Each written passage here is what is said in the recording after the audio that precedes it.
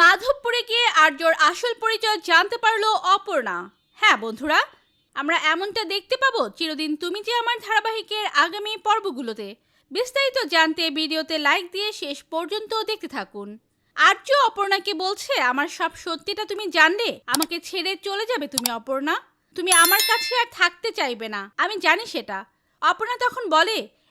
অপর্ণা বলে এই পৃথিবীর কোনো শক্তি বা কোনো রকম সত্যরই সেরকম ক্ষমতা নেই যে আর্য স্যারের কাছ থেকে অপর্ণাকে আলাদা করবে। আপনার থেকে আমাকে কেউ আলাদা করতে পারবে না স্যার।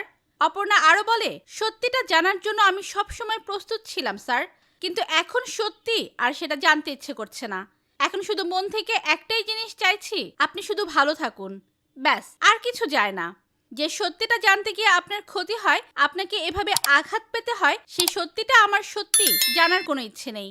আর্য স্যার তখন বলে, না অপর্ণা, আমি কিন্তু চাই যে তুমি সব সত্যিটা জানো, তবেই তুমি আমার কাছে এসো। অপর্ণা অবাক হয়ে আর্যর দিকে তাকিয়ে থাকে, আরো বলতে থাকে, যেহেতু তুমি মাধবপুরে চলে এসেছো, তখন তোমাকে সব সত্যিটা জেনেই তবে যেতে হবে এখান থেকে। সব সত্যিটা না জানিয়ে তোমাকে আমি এই মাধবপুর ছাড়তে দেব না অপর্ণা। তো বন্ধুরা, তোমরা এমনটাই চাও যে আর্য আসল পরিচয় জানতে পারুক অপর্ণা? তোমাদের কি মতামত লিখে জানিয়ে দাও কমেন্ট করে। পরবর্তী আপডেট সবার আগে পেতে সাবস্ক্রাইব করুন আমাদের চ্যানেলটি।